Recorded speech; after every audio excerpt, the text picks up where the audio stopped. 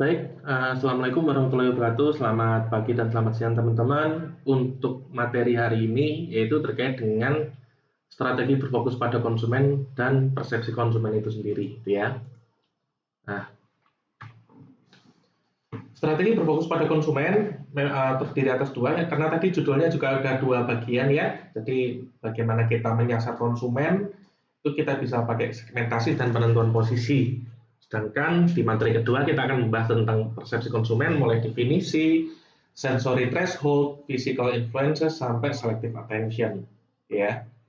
Nah, oke, kita masuk yang pertama, gitu ya, strategi berfokus pada konsumen. Bahwa kembali lagi, kalau kita membuat atau memproduksi sesuatu, gitu ya, berarti produk tersebut, produk yang kita tawarkan harus dekat dengan konsumen, aksesibel setidaknya, gitu ya. Tapi sekarang definisi dekat dengan konsumen pun sebenarnya agak rancu karena sekarang eh, marketplace kan juga sudah sangat berkembang ya. Jadi dimanapun barangnya kalau misalkan bisa dijangkau sama pengiriman mah pasti dekat gitu ya. Semua bisa belanja dari handphone. Terus kemudian berbasis kebutuhan konsumen. Ya namanya kamu menawarkan sesuatu kan ya. Kalau nggak ada yang beli, nggak ada yang butuh, buat apa gitu loh. Nah, yang pertama kita akan membahas terkait dengan segmentasi. Bagaimana kita membedakan produk apa yang kita jual gitu ya. Karena mungkin setiap brand itu punya segmentasi kelasnya masing-masing. Misalkan apa? iPhone, iPhone sih premium semua ya, harganya premium juga gitu loh. Mungkin inilah ya, mungkin Pro Max, terus kemudian misalkan kalau 10 ya, iPhone seri 10, misalkan 10R, 10 biasa, 10S, 10S Max gitu ya, itu kan segmentasi juga sebenarnya. Kalau misalkan apa, produk make up, Maybelline misalkan, dia kan, aku agak lupa, Wardah apa-apa itu loh yang punya segmentasi barang gitu ya. Terus kemudian misalkan apalagi, karena kan kalau aku tahunya gadget ya teman-teman, jadi mungkin kayak apa, Xiaomi misalkan, Xiaomi seri seri Mi, Redmi, terus apalagi Poco. Poco beda beda beda perusahaan ding. Redmi pun kebagi lagi Redmi Note sama Redmi biasa. Yaitu segmentasi kayak gitu teman-teman. Di pembedaan kita menyasar ke kelompok mana gitu ya. Segmentasi merupakan proses memecah market yang besar dan beraneka ragam ke dalam beberapa aspek di mana konsumen memiliki kebutuhan dan karakteristik yang cukup seragam. Namun ada perbedaan dalam beberapa jenis kelompok konsumen. Nah ini memang kelompoknya besar. Orang butuh HP kan semua, hampir semua butuh HP gitu ya. Tapi butuh HP yang seperti apa? Apakah semua butuh apa? Apakah semua butuh HP premium gitu? Atau jangan-jangan beberapa cuma butuh asal bisa dipakai WA gitu ya? Nah, dasar dari segmentasi itu sendiri ada beberapa. Yang pertama adalah kebutuhan pelanggan yang memang beraneka ragam dan kemampuan membayar, ya. Jadi orang namanya pengen butuh ya, pengen kan macam-macam.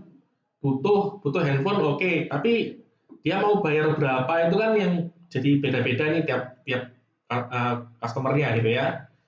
Nah, keuntungan yang didapat konsumen dari segmentasi pasar, akhirnya konsumen mendapat informasi yang lebih cocok dengan dirinya.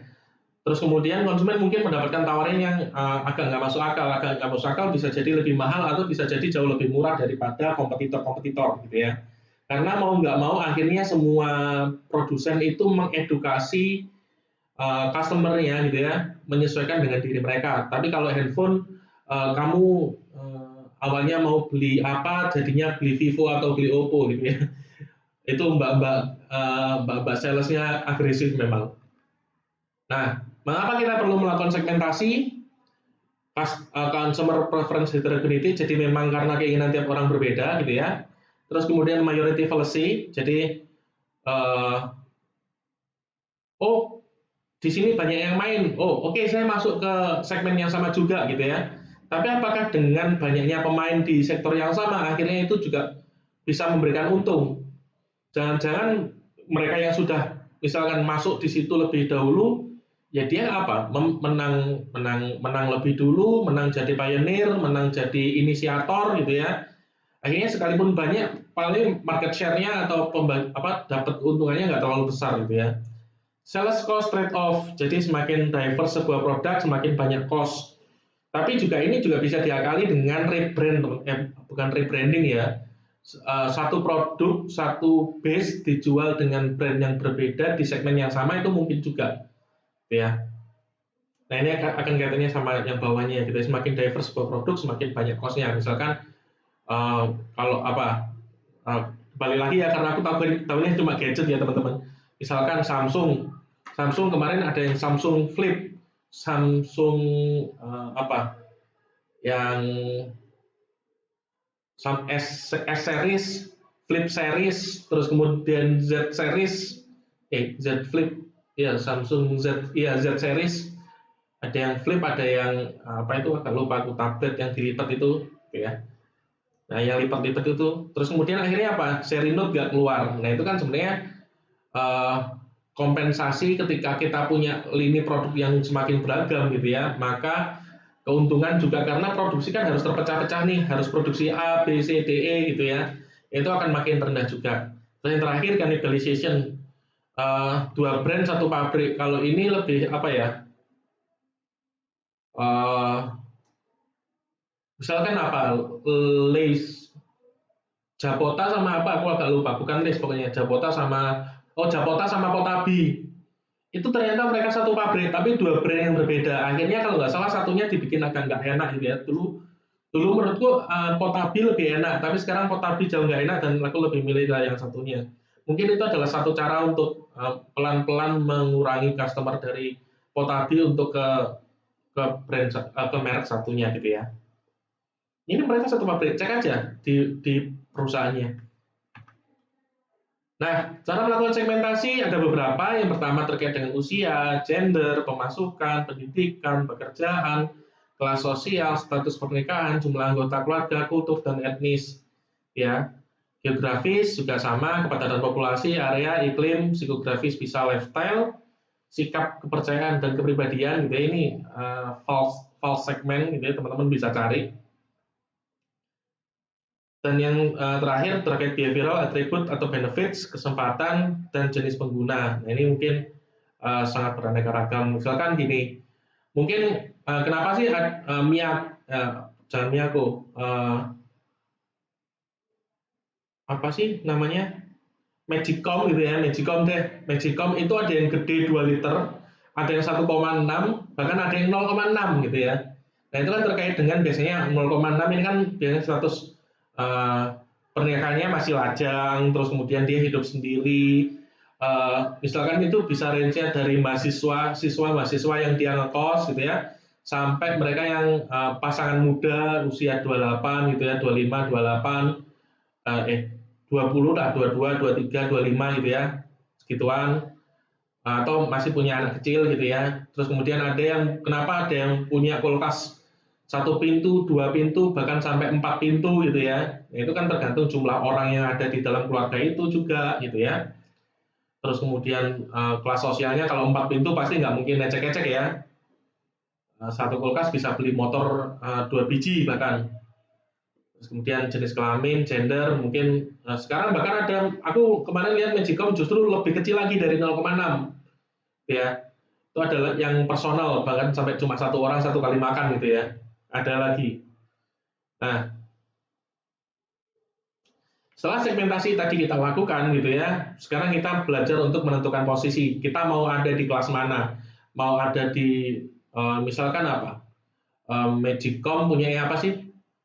Punya Sunken misalkan, itu kan ada atau apa? Mungkin brand lainnya aku nggak tahu gitu ya. Terus kemudian ada lagi Miyako yang levelnya untuk tadi yang aku ngomong 0,6 liter banyak orang punya, warnanya biru gitu ya.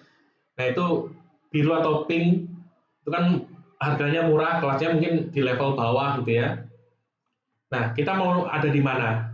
Ketika kita menekankan posisi kita berada di mana gitu ya, tentukan bagaimana sebuah produk menempati pikiran konsumen dibanding produk kompetitor. Nah, kalau kamu misalkan gini, HP bagus, iPhone, Samsung, ya, gak pernah kamu kepikiran Nexian, gak pernah kamu kepikiran anjir Nexian, nggak pernah kamu kepikiran apa Vivan gitu ya, kamu nggak pernah nih kamu kepikiran itu. Eh, Sekalipun HP brand murah itu jadi mahal, itu pikiran orang masih tetap murah gitu ya. HP murahan gitu ya. Misalkan apa? Xiaomi keluarkan HP 17 juta. Iya, ada brand Xiaomi tetap aja orang melihat bahwa itu lebih murah daripada iPhone mereka yang mungkin harganya cuma 5-6 juta gitu. Nah, maka penentuan posisi ada beberapa apa ya pertimbangan gitu ya. Yaitu pertama berorientasi pada persaingan. Jadi namanya apa ya namanya penentuan posisi ini juga akan berkaitan dengan branding juga. Jadi mau kamu segmen kemana, mau entry level, mau yang kelas yang pemula gitu ya, murah dulu, atau mau di middle level, atau mau di upper level gitu ya. Kamu nggak pernah tuh ya paling paling tulisan Louis Vuitton dipakai ke pasar ya cuma punya ibu-ibu sama Syahrini aja yang pernah gitu ya. Kalau Syahrini mah kemungkinan besar asli gitu loh, tapi yang ibu-ibu LV itu pasti KW gitu ya. Nah, kalau mau premium, premium sekalian, Louis Vuitton, terus Chanel, terus apa lagi? Mungkin brand-brand make up, iPhone gitu ya. Terus apa lagi? Eh, Brand-brand itu punya orientasinya pada bagaimana menempatkan produk mereka dalam mindset pengguna gitu ya. Berorientasi pada persaingan, mereka harus bersaing dengan produsen lain. Terus kemudian penentuan posisi bukan mengenai apa yang dilakukan produsen, namun hasil dari pesan dan komunikasi dari produsen mengenai brand tersebut. Jadi apa yang disimpan di pikiran individu itu yang menjadi dasar dari penentuan posisi gitu ya. Yang akhirnya berkaitan dengan branding. Nah, mungkin penentuan posisi ini ada beberapa gitu ya. Ada yang menjadi leader di segmennya. Jadi memang yang pertama kali kalau kita misalkan HP Android, pasti kita pikirannya langsung Samsung, either Xiaomi gitu ya. Nggak pernah tuh kamu kepikiran misalkan apa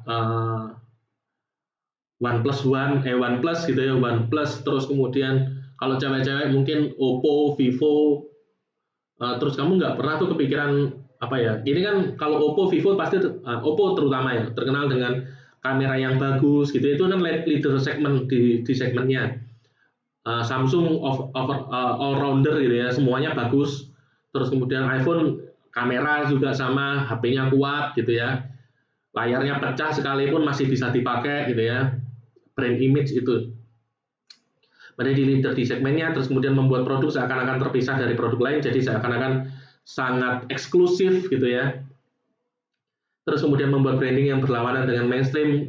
Kalau ini contohnya, kalau teman-teman ingat iklan Bukalapak yang ibu-ibu keluar dari Magicom gitu ya, itu kan nggak umum gitu ya. Orang jadi ibu-ibu keluar dari Magicom gitu ya, itu pasti langsung keinget sama apa ini namanya, keinget sama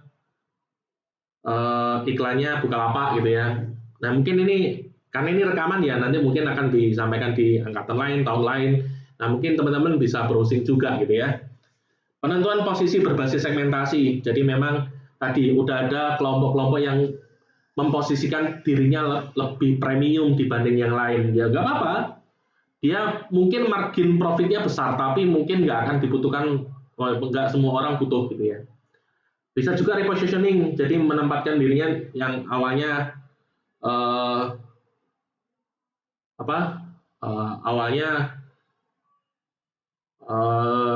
dari kelas menengah gitu ya turun gitu ya, ataupun bisa juga perceptual mapping. Jadi memang mau memetakan persepsi orang terhadap brand tersebut. Selain itu juga ada beberapa hal baru gitu ya terkait core benefit atau berbasis segmentasi itu. Oh sorry, ini contoh ini ya perceptual mapping. Jadi core benefit itu Zoya. Nah kalau teman-teman ingat Zoya gitu ya, yang cewek-cewek ini pasti inginnya selalu di tagline-nya jilbab halal gitu ya. Terus apalagi mungkin brand lain teman-teman bisa singgung gitu ya. Terus kemudian price, mengenai price ini juga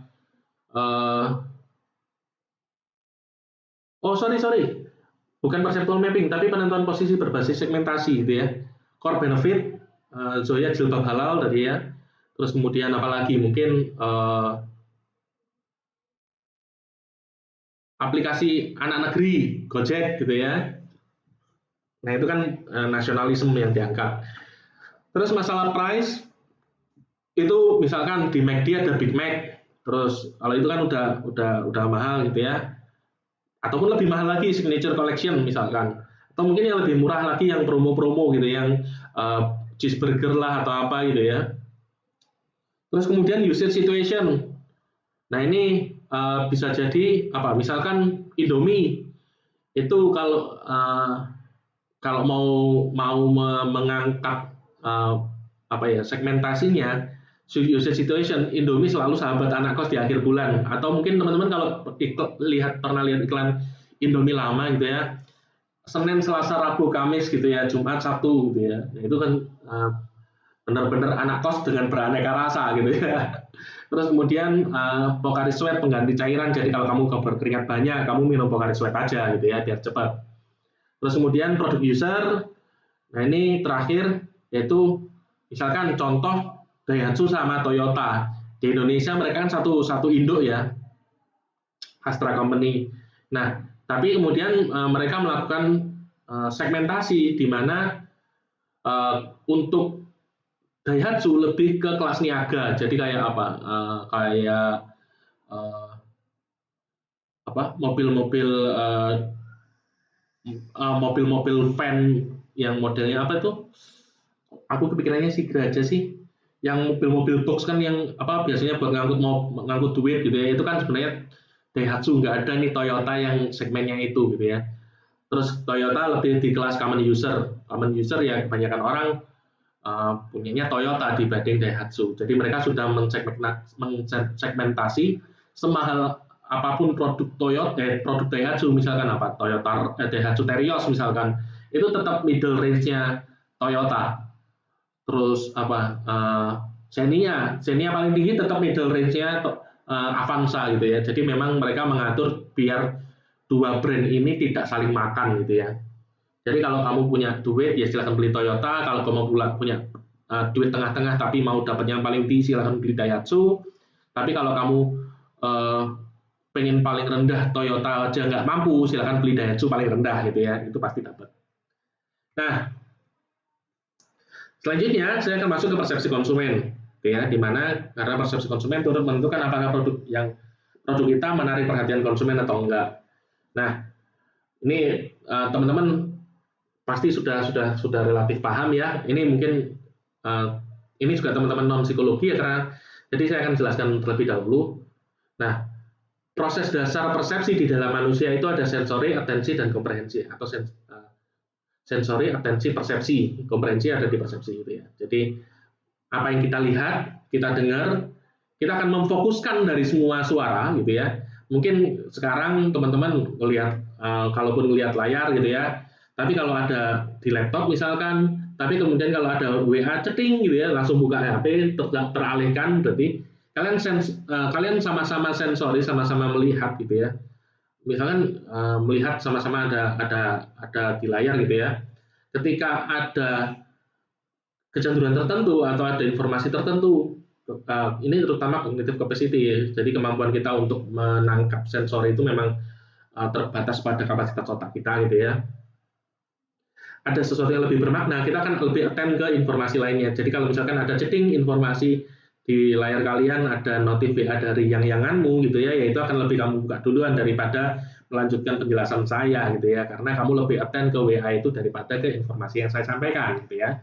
Setelah kalian misalkan sensori cognitive capacity masuk ke atensi kita udah fokus gitu ya. Baru kita menyimpulkan, kalian menyimpulkan apa yang saya ucapkan, apa yang kalian lihat gitu ya, itu adalah proses komprehensi. Gitu ya. Kalian bisa melihat apapun di depan kalian, tapi apa yang kalian lihat pasti akan fokus ke salah satu titik aja. Apa yang kalian dengar nggak mungkin semua suara akan kalian tangkap. Ya ditangkap iya, didengar iya, tapi akhirnya kamu nggak akan fokus. Jadi seakan-akan suara-suara lain itu sebagai suara-suara pengganggu, masuk sensori tapi nggak di-attend. Ya. Nah, jadi karena tadi ada keterbatasan terkait dengan kapasitas otak gitu ya, terus kemudian kapasitas sensori juga terbatas. Jadi akhirnya ada kriteria minimal di mana batas informasi, jadi stimulus di luar manusia, suara, suara, terus kemudian grafik, apalagi sentuhan, itu semuanya informasi, teman-teman. Nah, batas di mana informasi itu dapat dilihat berbeda secara indrawi. Jadi misalkan mungkin kalian menonton ini, melihat mendengarkan video ini juga sambil melakukan kegiatan lain gitu ya. Itu mungkin balik lagi tadi suara gitu ya, suara bising. Misalkan gini. Nah, ini mungkin apa yang kalian fokuskan mungkin karena ada suara baru gitu ya, kalian akan fokus ke suara yang saya buat barusan gitu ya. Nah, tapi kemudian kalau misalkan kalian lebih fokus atau misalkan kalian lebih berfokus pada suara saya gitu ya. Ini saya tetap melakukan yang sama. Ini saya membuka buku sebenarnya. Saya sambil menggerakkan lembaran-lembaran buku. Tadi kan suara dengar rendah banget nih gitu ya. Tapi kemudian ketika ini saya pelankan, saya gerakannya lebih pelan gitu ya. Kalian nggak akan mendengar. Kalian lebih fokus ke suara saya. Itu adalah sensory threshold.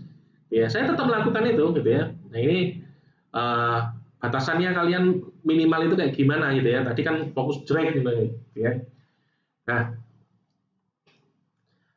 ini disebut sebagai absolute threshold. Jadi jumlah minimal stimulus yang dapat ditangkap oleh indera. Misalkan kayak suara itu kan berapa? 20 MHz ya, 20 sampai 20.000 kok megahertz sih? Gila aja. 20 sampai 20.000 hertz yang bisa kalian dengar, misalkan kalau suara gitu ya. Terus just noticeable differences itu misalkan gini, diskon nih sama-sama 20%, diskon 2.000 dari 10.000 atau 20.000 dari 100.000 kan sama-sama nih 20% ya. Tujuan utama customer untuk customer tidak sadar, tapi bisa juga digunakan untuk menaikkan harga dengan mengurangi isi atau mengubah desain tanpa menghilangkan simbol. Jadi misalkan gini, ini paling enak. Nah, untuk produk-produk yang untuk produk promo harganya lebih murah daripada harganya dapat potongan tapi kualitasnya lebih rendah atau ukurannya lebih kecil gitu ya dibanding produk reguler. Nah, ini yang barusan saya rasa kemarin itu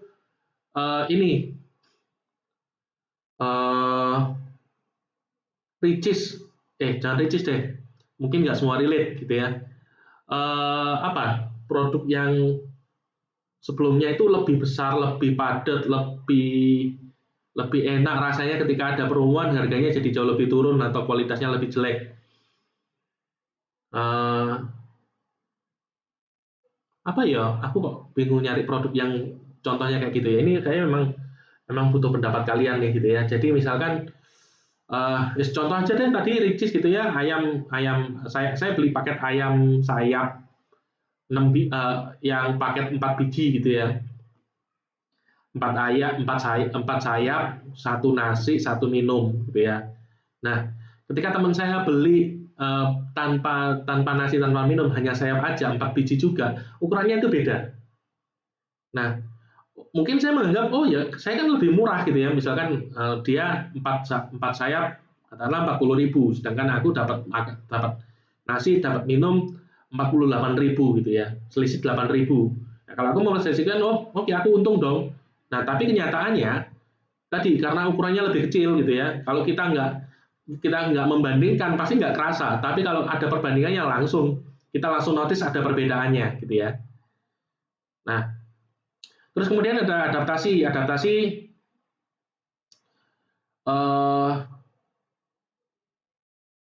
ini nih.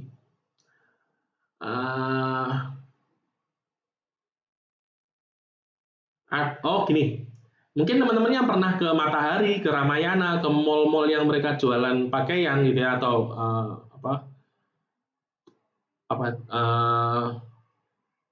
mereka tempat yang jualan pakaian lah katakanlah. Nah, kamu misalkan 50 plus 20 gitu ya. Akhirnya apa? Oh, kamu mempersepsikan 50 plus 20 berarti kan 70% ya. Padahal 50 plus 20% dari 50. Berarti 20% dari 50 kan berapa tuh? 2/5. 2/5 sih. 1/5 dari 50, ya 10%. Berarti cuma 60%, enggak 70%. Nah, akhirnya semua tempat menggunakan trik yang sama. Akhirnya kamu nggak notice bahwa 50 plus 20, 50 plus 30, bodo amat, paling cuma sekian, jumlahnya sekian kok. Kalau akhirnya semua tempat 50 plus 20, 50 plus 30, jadinya kamu nggak notice lagi kalau itu karena sudah terlanjur terbiasa gitu ya. Akhirnya kamu ya udah gitu loh, menganggap bahwa itu informasi yang biasa banget. Nah, terakhir subliminal and perception advertising ini biasanya kayak mungkin teman-temannya pernah nonton Habibie Ainun gitu ya. Tiba-tiba di film itu ada coklatos gitu ya. Nah, itu kan sebenarnya kalau kamu nggak noticeable banget gitu ya, kamu nggak ngeh kalau misalkan ada iklannya coklatos gitu ya. Bayangin aja zamannya Pak Habibie ada coklatos gitu ya. Nah, ini terus kemudian tapi kalau kamu fokus sama filmnya sih kamu nggak akan notice.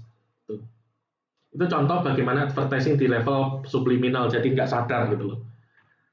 Nah, physical influencers bahwa fisik memiliki keterbatasannya untuk memahami dan melihat lingkungan. Jadi memang kayak mata pun kamu nggak bisa melihat di belakang kamu nggak bisa fokus ke jarak yang sangat jauh gitu ya, lingkungan sekitarmu, kamu bising, akhirnya informasi yang harusnya kamu tangkap sebagai pesan persuasi jadinya nggak dapat gitu ya, itu bisa banget. Nah, tadi pengaruh fisik lebih lanjut memang ada istilahnya short term memory ya. Jadi kalau misalkan kamu menyukai informasi tertentu, kamu menyukai bidang tertentu gitu ya, ada informasi sedikit aja, itu langsung kamu simpan ke long term memory, kamu kaitkan dengan kondisi, akhirnya itu lebih mudah kamu untuk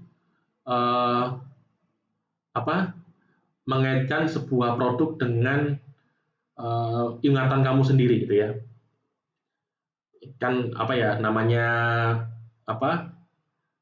branding dan lain sebagainya itu terkait pada memori. Nah, terus kemudian kondisi siaga juga sama. Akhirnya ketika kondisi siaga kita akan lebih aware terhadap upaya-upaya persuasi, gitu ya. Dan kita kalau udah aware terhadap upaya persuasi biasanya kita cenderung nggak mau gitu ya.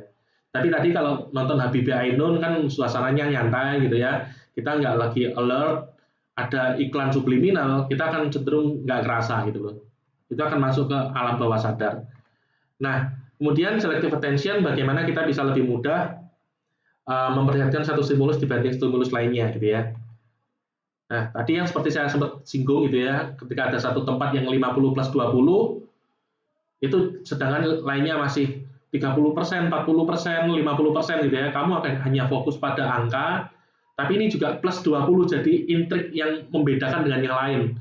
30, 40, 50, 60. Nah, sebenarnya kan yang dimaksud 60, tapi dipakai bahasa lain 50 plus 20. Ya. Hal yang baru, intens, kompleks, butuh mikir gitu ya. Kan kamu mikir juga 50 plus 20% berapa ya? 70% gitu ya. Terus kemudian yang selanjutnya, stimulus yang jelas. Membuat secara emosional seseorang menarik, bagi emosional seseorang menarik, terus kemudian konkret, nyata, kemudian kedekatan dengan konsumen. Ya. Ada yang jelas misalkan nawarin rokok, nawarin snack, nawarin Yakult mungkin gitu ya, itu jelas banget bahwa oke, stimulusnya ini jelas ini nawarin kamu gitu ya. Tergantung kamu butuh apa enggak. Oke, terima kasih untuk kesempatan pada pagi hari ini, siang hari ini gitu ya. Informasi sudah saya sampaikan.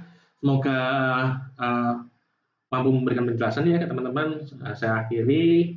Semoga bermanfaat. Wassalamualaikum warahmatullahi wabarakatuh. Selamat pagi dan selamat siang teman-teman.